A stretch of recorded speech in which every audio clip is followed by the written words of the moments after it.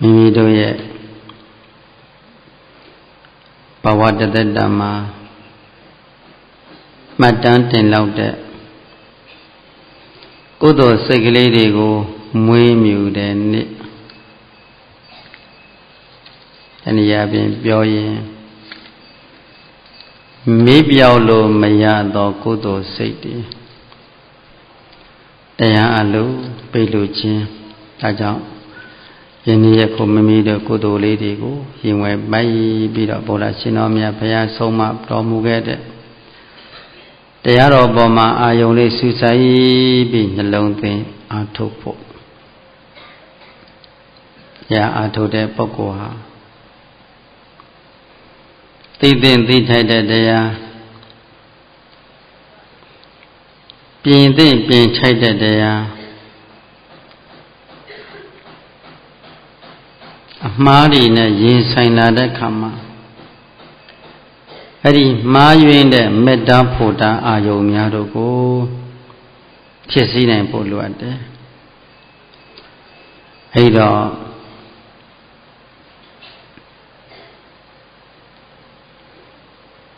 အမှားလန်းဆုံးမှအမှန်အစကိုရောက်လိမ့်မယ်တဲ့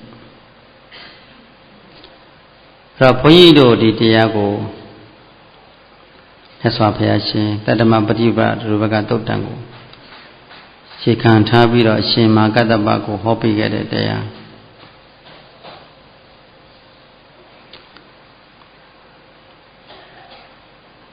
အမှားလဲပြောင်းအမှန်ရောက်တဲ့ပါတယ်လေ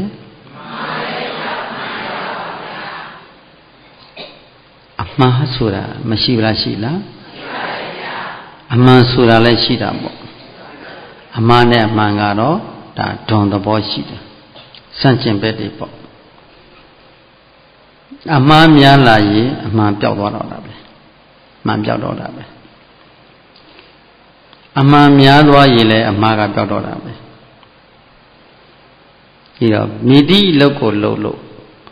လောကီလုပ်ငန်းတစ်ခုကိုလုပ်သည့်ခါလည်းပဲရှုစွာဘာဖြစ်တတ်တယ်အမှားတွေ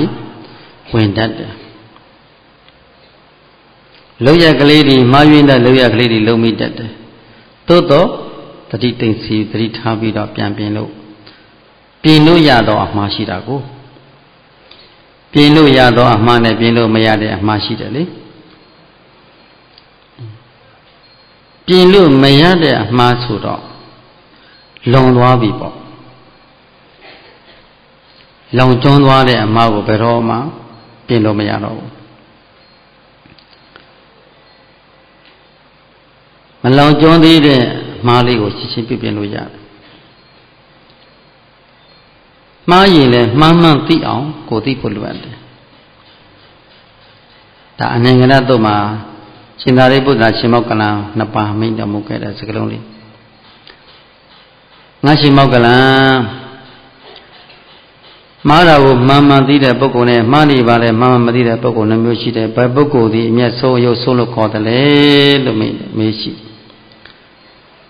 ငါရှင်သာရိပုတ္တရာတဲ့မှားတာကိုမှန်မှန်သိတဲ့ပုဂ္ဂိုလ်ဟာလူလိမ္မာလို့ခေါ်တယ်မှားနေပါလေခင်တဲ့မှန်တယ်လို့ပြောင်းပြန်ယူထားတဲ့ပုဂ္ဂိုလ်လူမိုက်လို့ခေါ်တယ်နော်လူမိုက်နဲ့လူလိမ္မာမှားတာကိုမှန်မှန်သိရင်ဘာလို့တော့မသူကပြင်ဆင်တော့မယ်ဟုတ်လားငါမှားနေတယ်ငါအလုပ်တွေမှားနေတယ်ဟောအဲ့ဒါလို့မှားနေပါလေခင်တဲ့ကိုမှန်တယ်လို့လွဲမှန်းနေလဲအဲ့ဒီပုဂ္ဂိုလ်ဘာဖြစ်တတ်တယ်လူမိုက်ပဲနော်တခါတော့ကမှားကိုအမှားလို့မပြင်နိုင်တဲ့ပုဂ္ဂိုလ်တယောက်ရှိတယ်ဟိုတုန်းကဇာသမားတယောက်တဲ့သူ့အလှဲ့ကတရားမင်းထွက်မဲ့အလှဲ့ကြနေတယ်အဲ့ဒါတရားမင်းထွက်မဲ့အလှဲ့ကြတော့တရားမင်းကောင်းကိုဆွတ်ပြီးလုပ်ရမယ်အဲ့ဒီမှာသူက အဲ့ရကမန်ကနနိုးနိုးပြီးချင်းချင်းပဲဟိတ်ကောင်မင်းလည်းကြတဲ့တရားထွေးမဲ့ရှိရောက်နေပြီဆိုတော့ရှိကြည့်ကောင်းမှလည်းဘလူးကောင်းနဲ့မှားသွားချတရားမင်းကောင်းနဲ့ဘလူးကောင်းနဲ့မှားသွားချကဲဟိုကကြော်ရင်လိုက်တာတရားမင်းလာပြီဆိုတော့သူကဘာကောင်းကြီးထွက်လာဘလူးကောင်းကြီးထွက်လာတယ်ပွဲကြီးပြိဿတွေကလမ်းပြောတယ်ဟေးလူခင်ဗျမှားနေပြီလမ်းပြောတယ်လုံးဝကိုပေတေပြီးနေတယ်ငါမမြင်ခင်ဗျမှားနေပြီခင်ဗျခေါင်းကဘလူးကောင်းဖြစ်နေပြီတရားကောင်းမဟုတ်ဘူးဒါပေမဲ့မပြင်ဘူးသူကမပြင်နေမဲ့ကကလကားလေးနောက်ွယ်ပြီးရှင်းပြန်ထွက်လာတော့ဝဒိန်ပုံဖျားကငါဘိကြာဖြစ်တော့တကူတရားမလို့ဘိကြာဘလူးနဲ့တရားမမျိုးမမသူအော်ရမှာကဒါဝိလာပုံဖျားငါတရားမဖြစ်တော့တကူလို့မဟုတ်ပဲတဲ့ငါဝဒိန်ပုံဖျားကဟုတ်လားငါဘိကြာဖြစ်တော့တကူဆိုလူတွေဘာဖြစ်ကြလဲဝဲယူကြတာပေါ့ဒါဘာဖြစ်တယ်မားကိုမပြင်းနိုင်ဘူးအဲ့ဒါလို့မှားနေပါလေကဲနဲ့မှားတာကိုထောက်ပြတဲ့ပုဂ္ဂိုလ်တွေကိုတော့မှသူကမကြင်မနဲ့ဖြစ်တတ်တယ်ဒါအမှားနောင်တနော်အဲ့တော့လောကမှာထုံနည်းတူစွာပဲတရားဓမ္မတို့ရဲ့ဘယ်မိတိအလုပ်ကိုလုပ်လို့စီးပွားရေးလုပ်ရဖြစ်နိုင်ငံရေးလုပ်ဖြစ်ဖြစ်လူမှုရေးလုပ်ဖြစ်ဖြစ်ဘာသာရေးလုပ်ဖြစ်ဖြစ်ဘာနဲ့အမြဲတမ်းတွဲဖက်နေတတ်တယ်ဒီတော့အမှန်ရှိသလိုအမှားလည်းဖြစ်တတ်တယ်တကယ်လို့မှားယွင်းတာလေးတွေကိုတွေ့ကြလို့ရှိရင်ရှင်းချင်းဘာလုပ်နိုင်ရမလဲပြင်ဆင်နိုင်ရမယ်သူတော်ကောင်းတို့မိဒီမှာဘာဖြစ်နိုင်ရမလဲပြင်ဆင်ရမယ်ဒါမှားနေတဲ့တနည်းအားဖြင့်လောကီလုပ်ငန်းတွေပါဥပဒေလုပ်ငန်းတွေဖြစ်ဖြစ်ဘာလုပ်ငန်းဖြစ်ဖြစ်ပေါ့လေဒီဥပဒေတစ်ခုကမှားယွင်းနေတယ်လို့တင်းကျင်တဲ့ပုံကိုယ်တွေကထောက်ပြလို့ရှိရင်မဘာလို့ရမယ်တော့ပြင်သိရင်ပြင်ဆင်ရမယ်ပြင်ဆင်ရမယ်ကြီးစုမများတဲ့အလုပ်ဟုတ်တယ်နော်ဒါလောကီစကလုံးနဲ့ပတ်သက်ပြောပြတာဘိနေကမ္မထံကွယ်လုပ်ငန်းဝင်တဲ့ယောဂီများတဏ္ဍာမှာလည်းပဲတရားထိုင်တိုင်းတရားဖြစ်တာမဟုတ်ဘူးနော်မတရားဖြစ်တဲ့ခါလဲအများကြီးပဲထိုင်တော့ထိုင်နေပါတယ်ဒါပေမဲ့ဘာဖြစ်နေတယ်လူမြင်လို့ရှိရင်ဘာလုပ်နေတယ်တရားထိုင်တော့ဩဒီလိုတွေတည်ငြိမ်ငြိမ်ပြီးတရားထိုင်နေကြပါလားဩဇံဝင်စားတဲ့ပုဂ္ဂိုလ်တွေပါလားပါဝန်းကြီးကမြင်လို့ရှိနေလို့တရှိနဲ့လမ်းပြီးတချို့ပုဂ္ဂိုလ်လည်းရှိပြီးတော့အခက်ခါပြီးပြန်သွားရတချို့ပုဂ္ဂိုလ်တွေကြတာဘာဖြစ်နေတယ်ငါဝေဒနာပဲနာကလာတယ်ဘယ်လိုဝေဒနာကိုခြောင်ထွက်ရမလဲဝေဒနာကိုငါတက်တောင်ဘာလို့နေရမလဲရှည်တော့တစ်ဖက်ဆွဲထားပြန်အဲ့ဒီဝေဒနာလေးနည်းနည်းလေးအဆင်ပြေအောင်နောက်တစ်ခုဝေဒနာလေးတွေပေါ်လာချင်ဝေဒနာကိုခုဖို့အတွက်ဝေဒနာပေါ်မပေါ်အောင်တက်တောင်ငါဘာလေးတို့ခုရကောင်းမလဲဟုတ်တယ်လားလာကြတဲ့ကွာခုဘွားတွေအကုန်တန်းစီလာတာကိုဟုတ်လားမောင်ခိုလို့ဖို့ပါလာတာလေဘာလို့ဖို့ပါလာတာမောင်ခိုလို့ဖို့ပါလာတာဒါတရားထိုင်ဖို့လာကြတဲ့ကွာဟေးတရားထိုင်လိုက်ကမဖြစ်ဘူးနည်းနည်းနဲ့ဟုတ်ပြီအရှင်ပြေအောင်တန်းစီပါလာအထုတ်ကြည့်နေတယ်ဟုတ်လားတရားအထုတ်မဟုတ်ဘူးနော်ဘာအထုတ်လဲမတရားအထုတ်မတရားလို့ဖို့အထုတ်ခန္ဓာကပြတယ်ကတရားမှတ်ဖို့ပြတာခင်ဗျားတို့ကဘယ်လိုလုပ်ကြမတရားလုပ်တယ်အမျိုးသားတွေထဲမှာမပါဘူးဒီထဲမှာမျိုးသားတွေမှမတွေ့ဘူးဟုတ်လားအမျိုးသမီးတွေထဲမှာတော်တော်တွေ့ရတယ်အဲ့တော့ဘာဖြစ်လာတယ်နည်းနည်းလေးတော့အရှင်းနေမကောင်းဘာလို့ရှင်တာသူကမတရားလို့တော့တာပဲခါတယ်လဲစနည်းနည်းလေးပြင်းထန်လာပြီးတော့မျက်နှာရှုပ်တွဲပြီးခါဆန့်လာခါဆန့်လဲဘုန်းကြီးမြန်မာဆိုတော့ဖြည်းဖြည်းလက်သားလေးသားလေးအသားလေးခါကုန်လာရွှေ့မယ်ဆိုတော့မြင်သွားမလားတရားတွေကဘာဖြစ်နေမတရားဖြစ်နေတာစိတ်မှာမတရားဖြစ်နေတယ်မဟုတ်လားကုသိုလ်နေရာမှာဘာဖြစ်နေတယ်အကုသိုလ်ဖြစ်နေတယ်ဘယ်သူခိုင်းတာလုံးနေလို့တဏှာတရားအဖို့တာရှိလျာတန်တလားလို့ပြောဘူးတယ်နော် ဒီဘုန်းကြီးတို့တရားဓမ္မတဲ့ခန္ဓာကိုခင်လွန်းတာကိုခန္ဓာကိုရှစ်လွန်းတာကိုနော်ဘာကိုရှစ်လွန်းလဲရှစ်လိုက်တာခန္ဓာကိုယ်ကြီးကိုနာမကိုကြောက်တယ်ပူနာလာတော့မလားငါမခံနိုင်ဘူးဟုတ်လားမခံနိုင်တော့မခံနိုင်ဘူးပထမတော့ခံတယ်သိခံတယ်သိခံမယ်သိခံတယ်ဘာဖြစ်လာလဲမျက်နှာကြီးဘာဖြစ်လာလဲနောက်ရှိပုံလို့ဖြစ်လာပုံစံကြီးပြိုရမိုးရတော့မဲ့အတိုင်းပေါ့ဟုတ်လားကောင်းရမိုးရတော့မဲ့တော့ဟုန်နေဖို့နဲ့ပေါ်လာတော့လေချမ်းတွေတိုက်လာတယ်ဘလို့မှထိမ့်မရဘလို့သိခံမဝိရိယသင်္ကယောဂီသိခံမဆိုနည်းနည်းလေးတော့ဒီကလေတန်လေးနည်းနည်းလေးပေးထားတဲ့ခါကျတော့နည်းနည်းလေးမှတ်ရတာနည်းနည်းငြိမ်သွားဘုန်းကြီးလေတန်လေးနည်းနည်းလေးပျောက်သွားရဘာဖြစ်လဲယောဂပြန်သေးလာတယ်ဘာဖြစ်လာလဲဟောဘာယောဂလဲကိလေသာယောဂဝမ်းတွင်းယောဂအဲ့ဒါဝမ်းတွင်းယူလို့ခေါ်တယ်ဘာယူလို့ခေါ်တယ်ဝမ်းတွင်းယူခန္ဓာကိလေသာဒီကခန္ဓာကိုညှာလုံးလို့ပြောတာနော်ဘုရားရှင်ကတော့ကိုယ်နဲ့တဲ့အဝါဒုတ္တုမန္တလောဟိတံဟိအသွေးတွေခန်းချောက်သွားပြီးစီအရည်တွေစုပ်သွားပြီးစီအယုတွေကျင်းမသွားပြီးတယ်ဘယ်တော့မှမဆုတ်ရဘူးတဲ့တရားအထုတဲ့ကံမှာဒါပေမဲ့ယောဂီတွေကဘာဖြစ်တယ်အမလေးဘုရားပြောမှပြောရတဲ့အဲ့ဒါဘုရားမို့လို့ပြောတာပါဟုတ်လားရှင်ဘုရားတို့မို့လို့ပြောတာပါဘုရားတပည့်တော်မခံနိုင်လို့ပါဘုရားခွန့်လို့ပါနော်အမေရွှေ့ပြီးခေါင်းတစ်ခါရွှေ့တော့မယ်ဆိုတော့ဘာလေးလာသေးတယ်လက်ဦးတရှိရှိနဲ့ခွန့်လွတ်ပါဗျာပါဇက်ကမက်ဆင်နဲ့ယောဂီတွေမပေါ်ဘူးလားပေါ်လားဖုံးရထောက်ထားတာဝမ်ပိုက်တဲ့ယောဂီပိုက်တဲ့ထောက်ထားတာဘယ်ယောဂီကဘယ်ယောဂဖြစ်နေတယ်ဟုတ်လားဟောလွဲနေတာပြောတာနော်ဘုန်းကြီးတို့ကလွဲတဲ့ဥစ္စာဘာလို့ပြရမလဲတက်ပြရမယ်တရားဓမ္မတွေကိုအလိုမလိုက်ရဘူးတရားတရား6လိုင်းလှုပ်ထားပြီးဒုံးလေးတစ်ချောင်းနဲ့ကြိုက်ထားခြင်းတယ်ဒုံးမှာဘာထည့်ထားစူးလေးတစ်ချောင်းနဲ့အဖျားလေးတစ်ချောင်းထည့်ထားခြင်းတယ်ဟုတ်လားလှုပ်ဖို့ကြံတာဘာလို့မလို့အဲ့တောင်မွေးနဲ့ဒူးကိုထောက်မလို့အဲ့ဒါဆိုတစ်ခါထောက်လိုက်လို့ရှိရင်မလှုပ်တော့ဘူးဟုတ်တယ်နော်တခါတော့ဆရာတော်တစ်ပါးအဲ့ဒါလှုပ်ထားကိုကြီးငယ်ငယ်တုန်းကတွေ့လိုက်သေးတယ်ဆရာတော်တစ်ပါးလမ်းလျှောက်ဆရာတော်ခက်ပြင်းပြင်းပဲဆရာတော်ကလည်းကောသူကတောတွေကြီးခက်ချမ်းချမ်းကြီးဆုံးမတာချမ်းချမ်းဆုံးမအဲ့ဒါတော့ဒုတိယဆောင်ခိုင်းပြီးတော့လှုပ်ဖို့ကြတော့ဒိုင်းနဲ့ဒူးချတာဒိုင်းဆိုအဲ့ယောဂီကတချို့ပုဂ္ဂိုလ်ကလန့်ပြအမလေးတော့လန့်ပြီးတော့သူကကိုယ်အမှန်ကလေးကိုယ့်အနေကိုဇန်လေးရပြီးလှုပ်ဖို့ကြံနေတာကိုလှုပ်ဖို့ကြံနေတာကဒိုင်းဆိုဒူးချတာအမလေးတော့ထခေါ်တယ်တချို့တစ်ထွာလောက်ကမြင်သွားတာထခေါ်လိုက်တာလန့်ပြီးတော့လေမင်းရည်ရမယ်တခါတော့ကိုကလည်းငယ်လေးဆိုတော့ရည်လိုက်တာမျောနေတော့အဲ့တော့ဟိုငွားတဲ့ရည်ရတာတယ်ပေါ့လေအဲ့တခါတည်းကြတော့တခါရမတရားဒီစိတ်ဆိုတာခက်တယ်နော်ဒီတရားအတိတို့ပြမပေါင်းစည်းနိုင်သေးဘူးဆိုရင်ဝိပဿနာဉာဏ်တို့မရောက်သေးဘူးဆိုရင်အမြဲတမ်းခန္ဓာကိုယ်ကြီးကိုဘာဖြစ်တတ်တယ်ညှာတတ်တယ်ပန်းတာကိုခန္ဓာကြီးသိဆင်းရဲတာကိုဆင်းရဲလို့အဲ့ဒီဆင်းရဲတဲ့ဒုက္ခဝေဒနာလေးကိုတရားဓမ္မတွေကဘာဖြစ်နိုင်ရမလဲသိခံပြီးမှတ်နိုင်ရမယ်နော်မနိုင်အောင်ကြိုးစားရမယ်နော်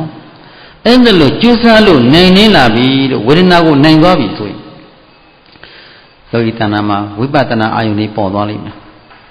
အဲ့ဒီဝေဒနာရဲ့လက္ခဏာကိုမြင်သွားလိမ့်မယ်နော်အဲ့ဒီဒုက္ခဝေဒနာရဲ့လက္ခဏာဖြစ်ခြင်းလက္ခဏာလေးတွေဒုက္ခဝေဒနာပေါ်ဒုက္ခဝေဒနာရဲ့ဖြစ်ခြင်းလက္ခဏာလေးတွေယောဂီများကဒုက္ခဝေဒနာကိုပေါ်မှဝေဒနာလို့ထင်တတ်တယ်ဒုက္ခဝေဒနာပေါ်တာဝေဒနာလို့မထင်တတ်ဘူးနော်ခံစားတာမှန်တယ်မြတ်ဒီဘာလို့ခေါ်တယ်ဝေဒနာကြီးပဲချမ်းသာတာလည်းဝေဒနာဆင်းရဲတာလည်းချမ်းသာတာလည်းမဟုတ်ဆင်းရဲတာလည်းမဟုတ်လေဝမ်းသာနေတာလည်းဝမ်းနည်းနေတာလည်းဒါဝေဒနာလေးပဲပေါ့စိတ်မှာပေါ်တာကိုဝေဒနာဘယ်မှာပေါ်တယ်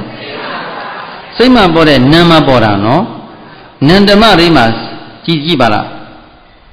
ဝေဒနာပညာသင်္ခါရဝိညာဉ်ဆိုတဲ့နာခန္ဓာလေးပါမဟုတ်လားဝေဒနာဆိုတာနာမ်လေဝေဒနာဆိုတာဘာလဲနန္တဝေဒနာရဲ့ပညာရဲ့သင်္ခါရရဲ့ဒီသုံးပါးကစိတ်လို့ခေါ်စေတသိက်သုံးပါးလို့ခေါ်တယ်ဝိညာဉ်နဲ့ခန္ဓာကစိတ်လို့ခေါ်တယ်စိတ်နဲ့စေတသိက်ကိုပေါင်းစည်းထားတဲ့တွေ့တာသူ့ဘာလို့ခေါ်လဲနာမ်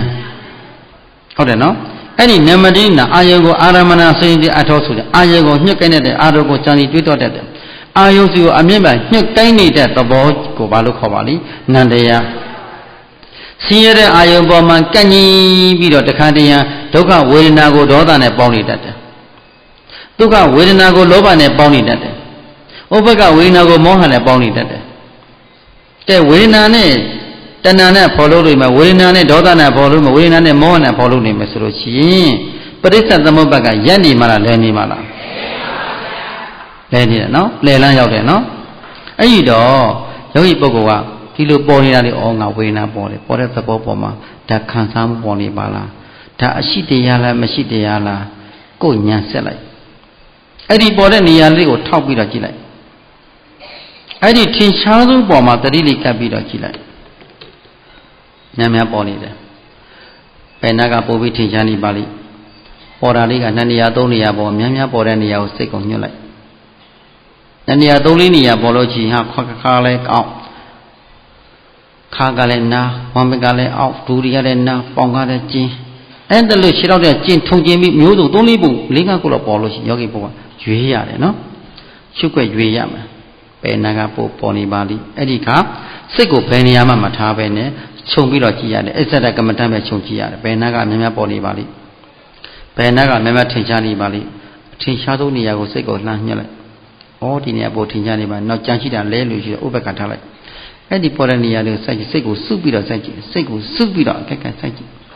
ကြည့်တဲ့ကအကြည့်ကအာရုံကြည့်တဲ့ကမှာအတင်းအဓမ္မလုတ်ပြီးအတင်းမကြည့်နဲ့အေးအေးလေးစိတ်အေးကိုဝေတာစိတ်ကိုချောချခန္ဓာကိုချောချအေးချမ်းသောအာရုံလေးပဲအကက်ကပ်ပြီးလှမ်းကြည့်တဲ့ကအကြည့်ခံသဘောဟာငြိမ်မနေပဲနဲ့ထုပ်တခါတိုးလာတယ်တိုးလာသွားတာလေဆုပ်သွားတာလေတိုးလာတဲ့သဘောလေးယော့သွားတဲ့သဘောလေးမတူတဲ့လက္ခဏာလေးတွေမြင်လာတယ်တဖြည်းဖြည်းတလို့တရွရွတမောမောလေးပေါ်လိုက်ပဲတဖြည်းဖြည်းတလို့တရွရွတမောမောလေးအမြဲတမ်းဖြစ်ချင်းပြည့်ချင်းလက္ခဏာကိုဉာဏ်ထဲမှာပေါ်လာလိမ့်မယ်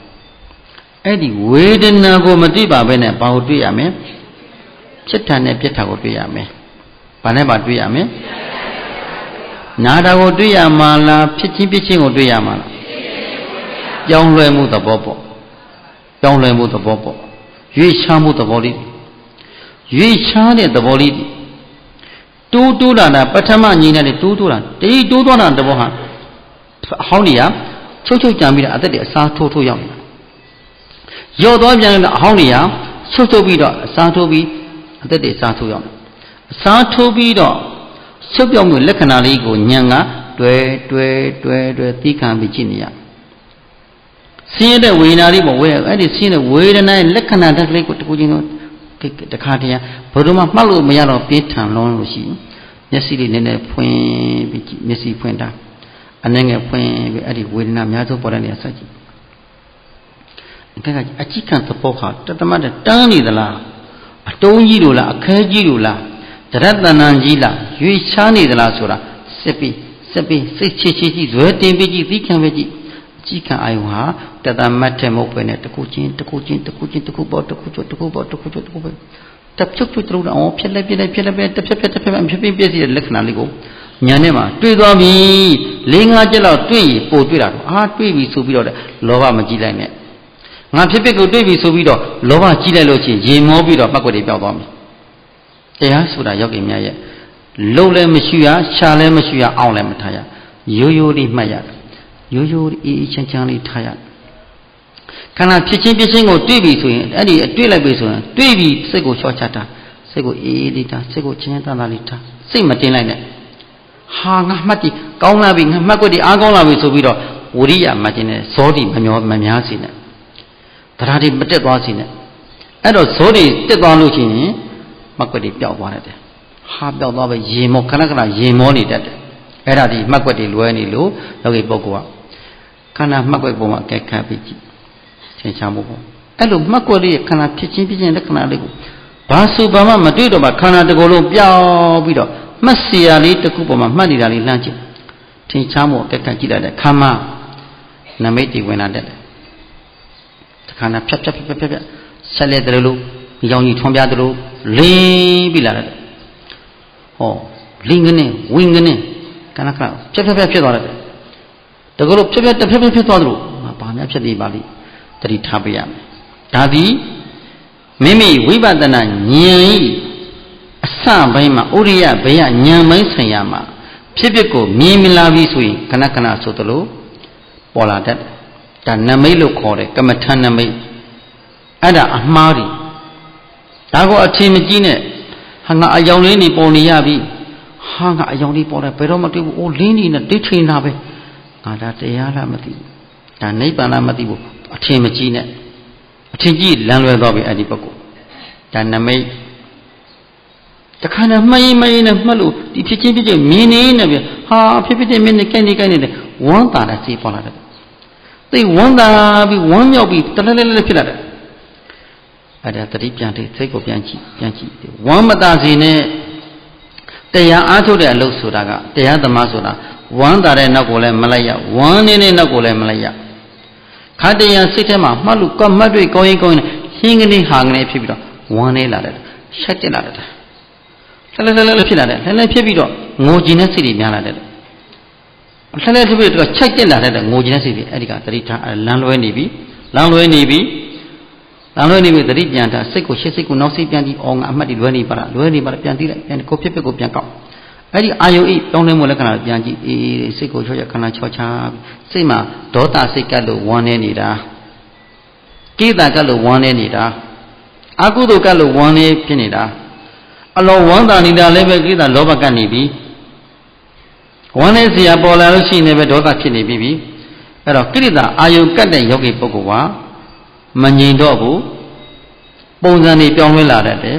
အာယုနမိတ်တွေပေါ်မှာတာယာနေတတ်တယ်ဒါဆိုလမ်းပေါ်မှာလမ်းလျှော်နေပြီချစ်ချင်းပြင်ပေးလိုက်ပါစိတ်ကိုပြင်ပေးလိုက်ဩငါစိတ်အမှတ်တွေလွဲနေပါလားအယောင်လေးပေါ်တတ်တာဒါအရှိလိုက်ပြန်ကြည့်ရှေ့စိတ်ကိုနောက်စိတ်ပြန်နေဩစိတ်မှာပေါ်စိတ်မှာချုပ်ရှေ့စိတ်ပြတ်သွားလိုက်ပြန်သိလိုက်မရှိတော့ဘူးပြန်ပေါ်လိုက်ပြန်သိလိုက်မရှိတော့ပြန်သိလိုက်မရှိရှေ့စိတ်ပျောက်သွားတာနောက်စိတ်ပြန်သိပြန်မှဩမရှိပါလားမရှိလို့မြင်ရမယ်မရှိတာကိုမရှိမှမြင်ရမယ်မရှိကိုအရှိလို့သွားဆွဲရင်လမ်းလွဲနေတဲ့ပုဂ္ဂိုလ်လမ်းပေါ်မှာလမ်းသွားရင်လမ်းပြောက်တဲ့ပုဂ္ဂိုလ်ပဲနော်ဒါကြောင့်မလို့ကမ္မထံအားထုတ်တဲ့ပုဂ္ဂိုလ်ဆိုတာထိုင်တိုင်းနဲ့တရားမဟုတ်ဘူးနော်ထိုင်နေတဲ့နဲ့တရားမဟုတ်ဘူးနော်အဲ့တော့အတုတွေဝင်လာပြီမဲ့အတုတွေဝိပဿနာဉာဏ်ကိုတာမေတ္တာဖို့တာတဲ့အာယုန်တွေဝင်လာပြီဆိုယောဂီများဝိမှန်းသိအောင်ကြိုးစားရမယ်မှာရွေးတဲ့အာယုတခါတည်းကအိုးကြည်လိုက်တာဘုရားရှင်ဖြစ်တွေဖြိုင်ပြန်ကြီးမြင်လာရင်နဲ့ပင်လေဩကျေးဇူးတင်တာငါဖြစ်တွေကြည်တာတခါမှမမြင်ဘူးတဲ့ငါမြင်လာရပါပေါ့လားငါဒီလိုတခါမှမတွေ့ဘူးကိုဖြစ်ချင်းကိုမြင်နေနဲ့ငါတခါမှမမြင်ဘူးတာတွေမြင်လာရပါလို့ငါဖြစ်သွားပြီငါကတ်သွားရောငါတခါမြင်ဖို့ကိုမြင်ဖို့အိုးကောင်းလိုက်တာဘုရားရှင်ကျေးဇူးတင်လိုက်တာအိုးမြတ်စွာဘုရားကျေးဇူးတင်တခါတည်းကိုအမှတ်တွေဖြုတ်ပြီးဥရှာနေတယ်ဘောင်းတော့ဥရှာနေတယ်အဲ့ဒီပုဂ္ဂိုလ်ဒီလမ်းလွဲသွားပြီလမ်းလွဲသွားပြီတရားလွန်ကဲတဏှာတဲ့ရောက်သွားတတ်တယ်နော်တာယာနေတတ်တယ်အာယုန်တော့တာယာပြီးသဘောတည်ကြနေတယ်တခါတည်းအဲ့ဒါလိုပီတိတွေဖြစ်ပြီးတော့ဝမ်းသာတဲ့ကြည်နူးတဲ့စိတ်ကလေးကစိတ်ထဲမှာကြည်နူးလို့တရားတွေလွန်ကဲပြီးတရားတွေအားကောင်းလို့အိုးဆရာသမားကတော့ကျေးဇူးတင်လိုက်တာကျေးဇူးတင်လိုက်တာဗျာအရှင်ဘုရားကျေးဇူးတပည့်တော်သိရပါတယ်ဗျာအရှင်ဘုရားတို့ချင်းသိရပါတယ်ဟောကိုဖြစ်ကိုမရှိတော့ပါမယ်နဲ့ကျေးဇူးတင်ပြီးတော့ကြော့လေရောအဲ့ဒီပုဂ္ဂိုလ်ကလမ်းပြောက်သွားပြီလမ်းပေါ်မှာလမ်းပြောက်သွားပြီဒီပုဂ္ဂိုလ်လမ်းချော်သွားပြီဒါမေတ္တာဘုဒ္ဓအန္တရာယ်များဆိုတာအဲ့ဒါပြောတာမဉ္ဇဉ်ဘုံညာကိုတားမြစ်တဲ့စိတ်ကအဲ့ဒီစိတ်ပဲအဲ့ဒီအာယုံပဲပြန်သိအဲ့တော့ဒီအားနဲ့တခါတည်းကျတော့အိုးကျေးဇူးတင်များလို့အိုးငါဘာတခုလှူမယ်ဟောလူဖို့စိတ်ပေါင်းသွားပြီငါဘာလှူမယ်ငါအပေါ်မှာကျေးဇူးပြောင်းငါဒီလိုတရားရအောင်လုပ်ပေးတဲ့ပုဂ္ဂိုလ်ငါလှူမယ်ဘာလုပ်မယ်ညာလုပ်မယ်သိငန်းလှူမယ်ဘာလုပ်မယ်နဝကမစတဲ့ယောဂါတွေကဲကတ်သွားရောကဲတရားကဘာဖြစ်သွားပြီမတရားပေါ့လှူခြင်းတန်းရဲ့စိတ်ကကုသိုလ်မဟုတ်ဘူးလားဗျာအဲ့ဒါကာမဝဇ္ဇစိတ်ကိုအားထုတ်နေတဲ့ကမဉ္ဇဉ်ပုံညာရအောင်အားထုတ်တဲ့စိတ်မဉ္ဇဉ်ပုံညာအားထုတ်တဲ့ခါကာလမှာဒီစိတ်တွေမပေါ်ရဘူးပေါ်ရင်ဖြစ်စီလိုက်လူချင်းနဲ့တန်းရင်တွေဒီရှိမှမပေါ်ရဘူးဖြစ်စီလိုက်မဖြစ်စီဘူးဆိုရင်လမ်းပြောက်သွားလိမ့်မယ်မေတ္တာဖို့တန်းဖြစ်သွားမယ်ဒီစိတ်ကမဉ္ဇဉ်ပုံညာတားတဲ့စိတ်ဒီစိတ်ပဲနားလည်ပြီနော်ဒီကမ္မထာအာယဝိပဿနာဉာဏ်ဖြစ်ချင်းကိုမတွေ့ထိပါပဲနဲ့အပြင်အာယုကတ်သွားပြီဆိုရင် láng đói này láng bê của cha đói đấy cá này đủ đấy cá đấy ya phiong phiong mà đói đi đấy đói này ayo mà bây giờ láng bê của cha đói được rồi em đó rồi yogi ya nhang hà lệ về vipassana nhang ayo này quá bắt tham phiền chi này họ mắc quên để láng cho bây giờ ayo nào cũng nằm bên tàu lại đói đấy khai đầu quan ta lại tha chi luôn tha quan ta lại chi được quan ta luôn luôn mắt luôn con luôn luôn bể luôn mắt luôn ya mà đi bể luôn con đi mà đi Messi mà phun trên lọ mắt luôn con là đấy phía bên đi chăm em miền luôn phía bên đi miền nó luôn mắt Messi mấy luôn mày ảo ta khai đầu Messi mà mấy chịu Messi mà phun trên mùi ấy luôn mắt luôn con là đấy tham mai tới thay à đấy mắt luôn con này ai ở nó còn mắc cái gì này con này xây dựng mùi đó gì này cô phía bên này mềm này cái cam nàyဒါဆိုလို့ရှိရင်အရှင်ဒီနာယီတွေတော်တော်များနေပြီမကွက်တော့ကိုက်နေတယ်တိုးတော့ဉာဏ်ကမတိုးတဲ့နိုင်ဖို့ဖြစ်ဖြစ်နဲ့မင်းတို့ကိုက်နေဉာဏ်ကရှေ့မတိုးဘူးဆိုရင်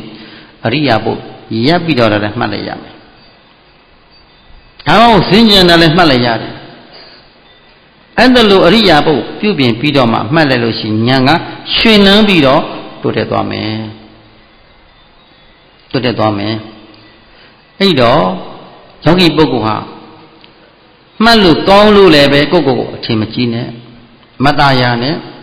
မှတ်လို့မကောင်းလို့လည်းစိတ်ထဲမှာစိတ်တက်တည်မကြစေနဲ့မှတ်လို့ကောင်းတာမကောင်းတာကိုယ့်လိုဟုတ်ရဲ့လားဒါဉာဏ်ရဲ့အလုပ်ကိုကကောင်းကောင်းမကောင်းကောင်းအမြဲတမ်းတရဇက်မှတ်နေရမယ်အလုပ်ကကိုယ့်အလုပ်မှတ်လို့ကောင်းလဲမှတ်လို့မကောင်းလဲမှပြင်းလဲမှပြောလဲမှကောင်းကောင်းမအမြဲတမ်းမှတ်ရမယ်အလုပ်ကဘယ်လိုလုပ်တော့ကိုယ်လောကကြိုးစားမှတ်ရမယ်အလုပ်ဟုတ်တယ်လားတရားတုတ္တတာမတုတ္တတာကိုယ်လို့မဟုတ်ဘူးဒါကိုကကျင့်ပံများစွာအချင်းချင်းပေါင်းလုံးလာဖို့တဲ့တင်ပြီးကြိုးစားမယ်လောကကိုယ်လို့ဓမ္မအလုပ်ကမဉ္ဇဉ်ဘုံဉ္ဇဉ်ကျေးဇူးပြုမယ်လောကဓမ္မရဲ့တာဝန်ဟုတ်တယ်နော်ဓမ္မရဲ့တာဝန်ကနိဗ္ဗာန်သွားမယ်လမ်းမိမိတဏ္ဍာထဲမှာဒီကိစ္စဉာဏ်တက်က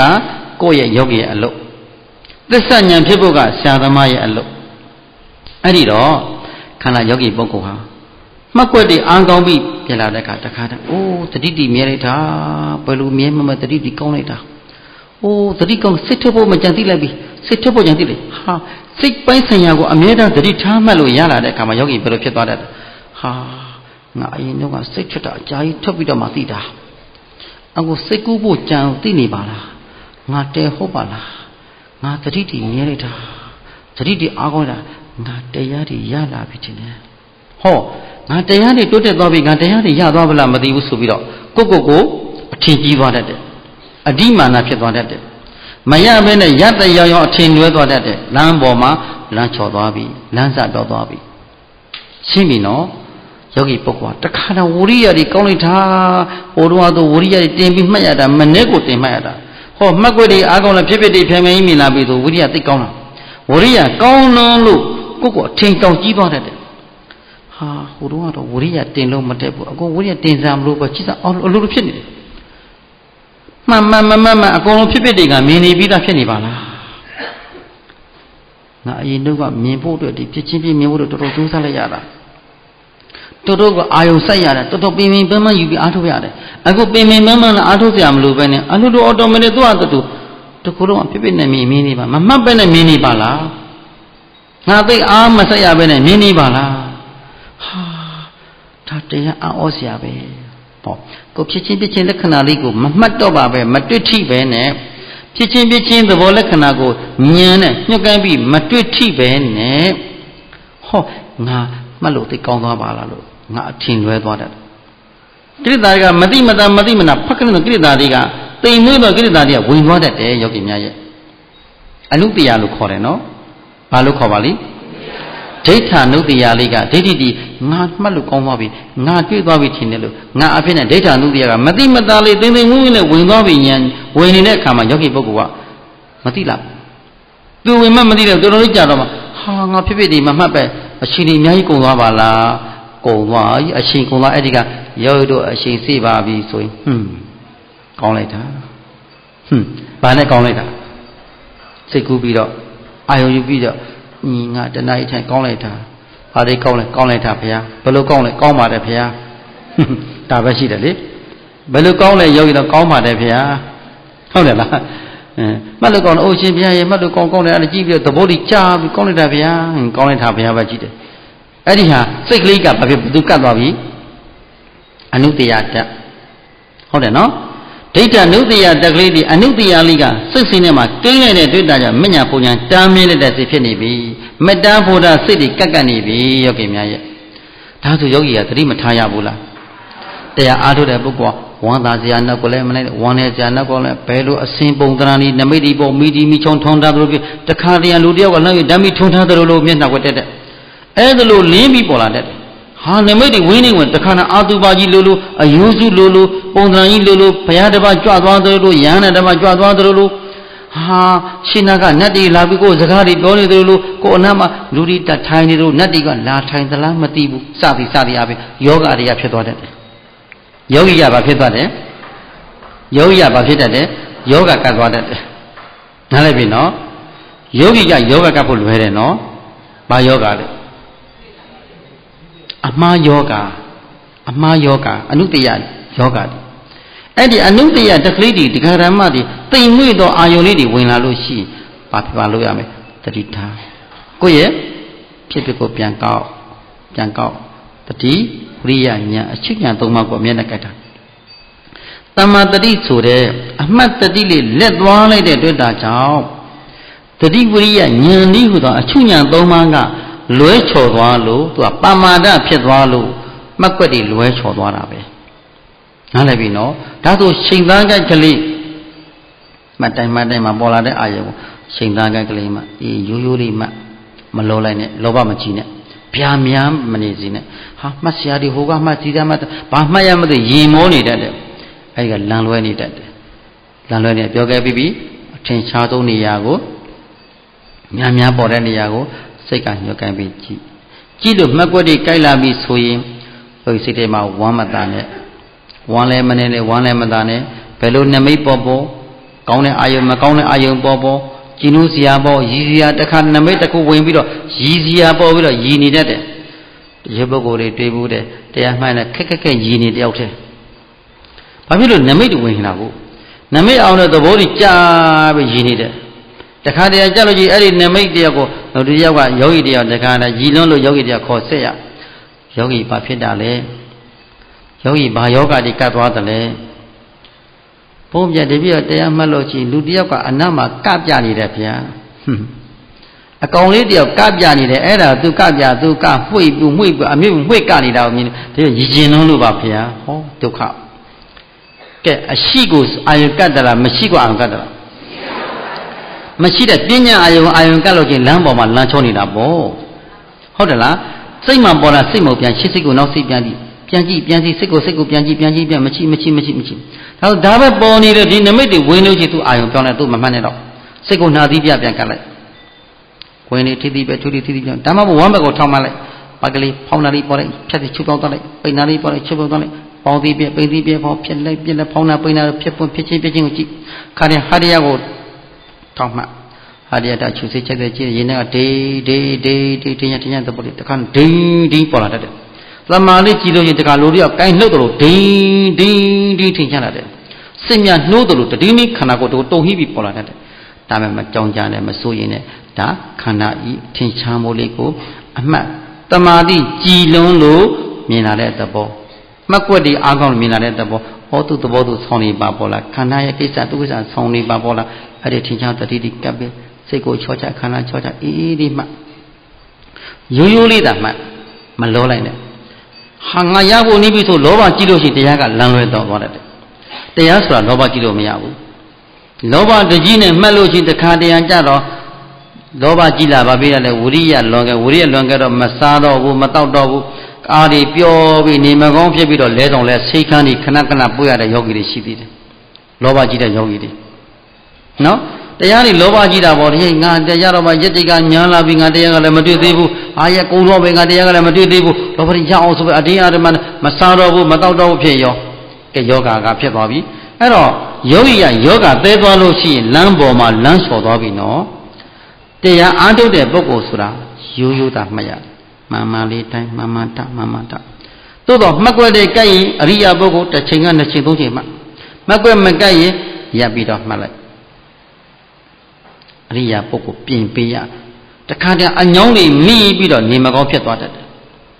ခါတည်းထိုင်လို့မှခဏခဏလေးအဲ့ဒါလိုမှန်မှန်မြင်အများပြဝိပဿနာဉာဏ်မထိုက်ပါပဲနဲ့ဉာဏ်အာမကောင်းပဲနဲ့ပေပြီးတော့မှတ်ပြီးတော့အညောင်းသာမိပြီးတော့တရားမတွေ့တတ်ဘူးဆိုရင်အဲ့ဒီပုဂ္ဂိုလ်ကအညောင်းမိနေမကောင်းဖြစ်သွားတတ်တယ်အဲ့တော့ပြင်ပေးရတယ်ဘုရားရှင်ကမင်းတို့ထိုင်မှတ်လို့အစဉ်လေးမတ်တရပ်ပြီးမှတ်လိုက်ဦးရတဲ့ကလည်းအခုက15မိနစ်20ပဲရှိတယ်နာယီဝက်မိနစ်နာယီဝက်တနာယီအဲ့တို့အရိယာဘုရှိရပ်ပြီးတော့မှတ်ရတနာယီ2နာယီ3နာယီအဲ့တို့အခုကျောင်းမှာရိတ်တာမှာရန်ကုန်မှာကျန်ယောဂီဆိုတချို့က4နာရီ5နာရီရပ်လို့ရပါတယ်ခင်ဗျာတဲ့ရကမ္မထမ်းနဲ့သူယောဂီတယောက်ဆိုဖုံးဗျာတပည့်တော်ဖုံးပြောတဲ့အတိုင်းမှတ်တယ်ရပ်မှတ်ခြင်းနဲ့ဝေဒနာတွေပြင်းတယ်ဗျပထမကျင်တက်လာတယ်ဗျာအဲ့ဒီကျင်နာငါတွေတကူလိုပူရှင်ပြီးမီးလောင်တယ်လို့တဟုတ်နဲ့မီးပုံထဲမှာထိုင်နေရတယ်လို့သို့တော့အမှတ်ကလေးရတော့ကြိုင်ပြီးကြည့်နေတယ်ဗျာအိုးမီးလောင်ကတည်သွားပြီစီတွန်းသွားပြီစီငါအလုံးမို့တာသူ့လိုသူ့လို့တာဆိုတဲ့မှတ်ရင်နဲ့အခုတဖြည်းဖြည်းငြိမ်ပြီးတော့ငြိမ်ပြီးမှတ်လို့ကောင်းလိုက်တာဗျာဖြစ်ဖြစ်နေမဲ့နဲ့တိုက်သွားတာပဲဟောဒါကြောင့်ဝေဒနာဆိုတာထိုင်မှတ်မှာမဟုတ်ဘူးနော်မတ်တရက်နေနဲ့ထိုင်တက်ကမှတ်ပြီးတယ်လို့ထိုင်တက်ကပေါ်ပြီးတယ်လို့မတ်တရက်နေတဲ့ဝေဒနာတွေပြင်းထန်တတ်တယ်ပြင်းထန်တဲ့ဝေဒနာကိုဇွဲလုံးလောက်ဝိရိယတင်ပြီးတော့မလုပ်ရမှတ်ပြရမယ်အခုယောဂီတွေကကဲရပ်မှတ်တော့တချို့အမှတ်တယ်9မိနစ်လောက်ဆိုပါဖြစ်လားရှည်ထောက်လိုက်တာကစားလာပြီရှည်ထောက်တွေပါဖြစ်လာလဲဘာကစားတာထုံလာတာကိုပူလာတော့ထုံလာတယ်အဲ့ဒါပူလာမပူအောင်ဘာလုပ်လဲရှည်ဖြားလေးထောက်လိုက်ဟုတ်လားရှည်ဖနှောင်းလေးရှာလိုက်ဟိုဘက်ကိုရွှေ့လိုက်လုံနေဖို့ကြည်စမ်းပါဦးဘာဟုကာကွယ်နေတာဝေဒနာမပေါ်အောင်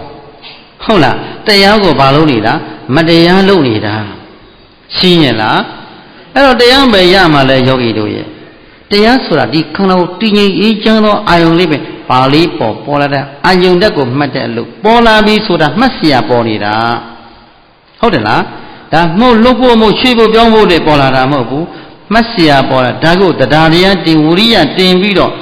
သင်ချသောနေရာလေးကိုစိတ်ကညှက်ကိုင်းပြီးလှမ်းကြည့်ရတယ်ဖောက်ပြအဲ့ဒီဖောက်မှုသဘောဟာတသမတ်တန်းနေသလားပြောင်းလဲနေသလားကိုစိုက်ကြည့်တစ်ခုချင်းပြောင်းလဲမှုလက္ခဏာလေးကိုမြင်ရမယ်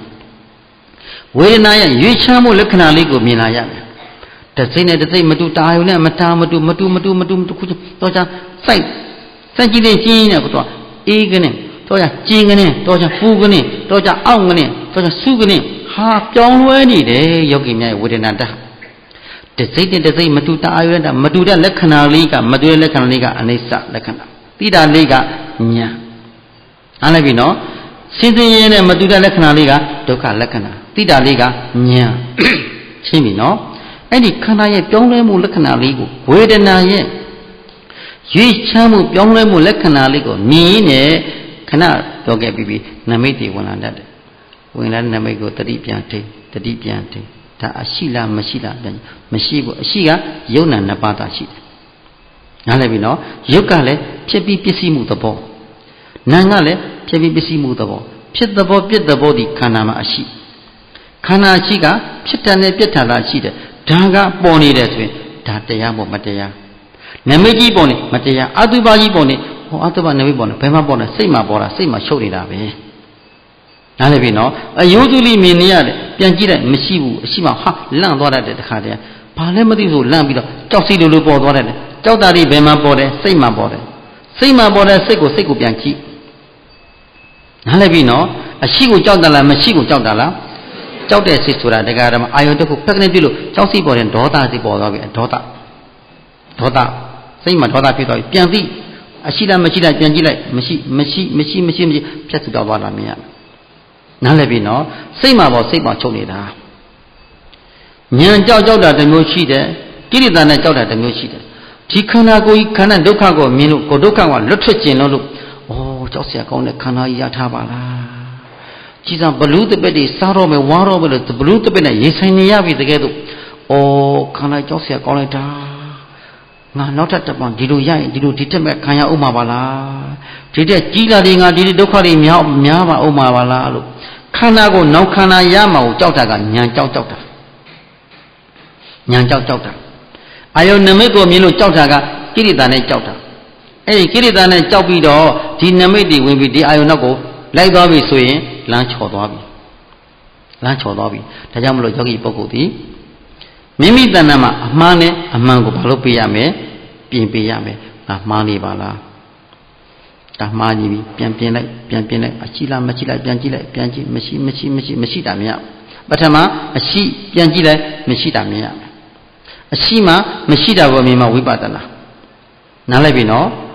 ပေါ်နေတဲ့ပြန်ကြည့်လိုက်ပါအောင်ရှိသေးသလားဘယ်မှာပေါ်တာစိတ်မှာပေါ်စိတ်မှာခြုံနေတာဟုတ်တယ်နော်ပေါ်တာလဲစိတ်မှာချုပ်တော့သွားတာလဲစိတ်မှာဘယ်သူကမြင်တယ်လဲဉာဏ်ကမြင်တယ်တတိဝိရိယဉာဏ်တတ္တိလေးကမြင်တာဩသူ့သဘောသူဆောင်းသွားပါပေါ်လာလို့တမချင်းကြိုက်လို့ကြည်သွားနေရမယ်နော်ခန္ဓာတစ်ကိုယ်လုံးကတခါတည်းမိုးသီးမိုးပေါ်ကျပြီးတော့တဖြုတ်နဲ့ဖြစ်တွေဖြန်ကြီးမြင်လာတဲ့အိုးမိုးသီးမိုးလေးခေါင်းကမိုးတခါမိုးပေနဲ့သွားတဲ့ခါမိုးသီးမိုးခန္ဓာကိုကျတယ်လို့တခါတည်းမှိန်နဲ့ဖြစ်တွေကသဲတောင်ကြီးပြိုကျတော့ဝါကနေဝါတဲ့တောင်ကြီးတွေသဲတောင်ကြီးဟာတခါရေစားတဲ့အခါမှာဝါကနေပြုတ်ကျသွားတော့တဝဝနဲ့တဖြုတ်နဲ့ဖြစ်တဲ့သဘောကိုဖြန်ကြီးမြင်လာတတ်တယ်မြင်လို့လေယောဂီပုဂ္ဂိုလ်ကသိဝမ်းမနာနဲ့ဝမ်းမတာနဲ့ဩခန္ဓာကသူ့သဘောသူဆောင်းနေပါပေါ်လားသဘောလက္ခဏာလေးကိုဉာဏ်လေးနဲ့ချိန်သားကြိုက်ကလေးခတ်လို့ကြောင်းညကြိုက်သွားနားလည်ပြီနော်အဲ့ဒီဖြစ်စဉ်ကြိုက်မှလည်းများတယ်ကိုယ်သဘောလားသူ့သဘောလားခန္ဓာကသူ့သဘောသူဆောင်ပြနေတာလို့ဉာဏ်အလုတ်ကကြည့်နေရမယ်လို့ပြရမယ်လို့ကဘသူလို့ခန္ဓာလို့ကြည့်ရမယ်လို့ကဉာဏ်ရဲ့လို့ပြမယ်လို့ကဘသူကပြနေတာခန္ဓာကချိန်မှမှန်းကဖောက်ပြန်ပစ္စည်းပြနေတဲ့အလုတ်ကခန္ဓာအလုတ်ဉာဏ်နဲ့အကဲခတ်ပဲကြည့်ရမယ်လို့ကဉာဏ်ရဲ့အလုတ်ခန္ဓာနဲ့ဉာဏ်ဘာနဲ့ပါလဲခန္ဓာအရှိကဖြစ်ပြီးပစ္စည်းတဲ့အလုတ်ဉာဏ်အတိကမက္ခရဲ့အလုတ်အရှိဒုက္ခသစ္စာမှာအတိမက္ခသစ္စာနဲ့တွဲဖို့လိုတယ်နော်အရှိဒုက္ခသစ္စာမှာအတိမက္ခသစ္စာနဲ့တွဲထားမယ်ဆိုရင်ဖြစ်ဖြစ်ကဒုက္ခသစ္စာသိတဲ့ဉာဏ်ကမက္ခသစ္စာဩဖြစ်ဖြစ်နဲ့မဲ့တမချင်းတတော်ချင်းမကြီးမဲ့ဘယ်အာယုံပေါ်ဘယ်နမိတ်ပေါ်ဖြစ်ပေါ်လာတဲ့အာယုံမှန်တယ်များတယ်ဩတခုပေါ်ဖြစ်တာနဲ့ချုပ်တာနဲ့ဒါလေးတခုသိမ့်မွေနည်းမြင်လာတတ်တယ်ဒါဒုက္ခပရိပရာပုဂ္ဂိုလ်တွေကြက်ပြန်တော့ဟာခကြမ်းလေးကိုဖြစ်ကိုမြင်လာတတ်တယ်ခကြမ်းမြင်နေသိမ့်မွေသူဖြတ်ဆူရက်သွားတတ်တယ်ချုပ်သွားတတ်တယ်ဒုက္ခပရိပရာပုဂ္ဂိုလ်တွေကြက်ပြန်တော့အလုံးသိမ့်မွေနူးညံ့သိမ့်မွေနဲ့ဖြစ်နေမယ်ကိုအဆုံးကိုကြည့်ပြီးသွားတတ်တယ်ဖြစ်အဆုံးမှာရှိတယ်နိဗ္ဗာန်ရှိတယ်နိဗ္ဗာန်ဟာခန္ဓာရဲ့အဆုံးမှာရှိတယ်နော်နိဗ္ဗာန်ဘယ်မှာရှိတယ်နိဗ္ဗာန်ဟာခန္ဓာကိုယ်ထဲမှာမရှိဘူးနော်နိဗ္ဗာန်ကခန္ဓာပရိပတ်တမေဝနိဗ္ဗာန်နဲ့ခန္ဓာနဲ့တော့တစ်စက်တည်းသို့တော့ကိရိတာရေရှိလို့သွားလို့မရောက်သေးတာဘာရှိလို့နိဗ္ဗာန်နဲ့ဒီဘက်ကံကခန္ဓာဟိုဘက်ကံကနိဗ္ဗာန်အလယ်မှာပါရှိအဲ့ဒီရည်ဒီခန်း၆ဖို့အတွက်သာလဲလောကီမြဘာလို့နေရတယ်ထိုင်မယမစဉ္ညမအာကုတူရီပါငင်းလုံးဝခန်း၆တဲ့နေ့ဒီဘယ်ကိုရောက်သွားတဲ့နေ့ဒါကြောင့်မအာကုတူရီပါတဲ့မကပန်းလာအောင်တို့တော်ကောင်းများကျင့်ကြံပွားများအားထုတ်ပြီးပေါ်လာတဲ့နမိတ်အာယုနောက်ကိုမလိုက်စီပဲနဲ့အဲ့ဒီဖြစ်ပေါ်တဲ့နမိတ်အာယုမှန်တယ်မြတ်တွေကဒါမေတ္တာပို့တာလို့သဘောပေါက်ထားလိုက်ငါယံသူလို့သဘောပေါက်ထားလိုက်ဟုတ်တယ်နော်ဒါနိဗ္ဗာန်သွားတဲ့လမ်းမှာမဉ္ဇဉ်ဘုံညာပေါ်ရမယ်လားဒါအတားအမြစ်တွေပဲဒါဒီတားရတာဒီအာယုမှန်တယ်မြတ်တွေကမပေါ်ရင်လည်းမဖြစ်သေးပေါ်ရင်လည်းသူပယ်သွားရမယ်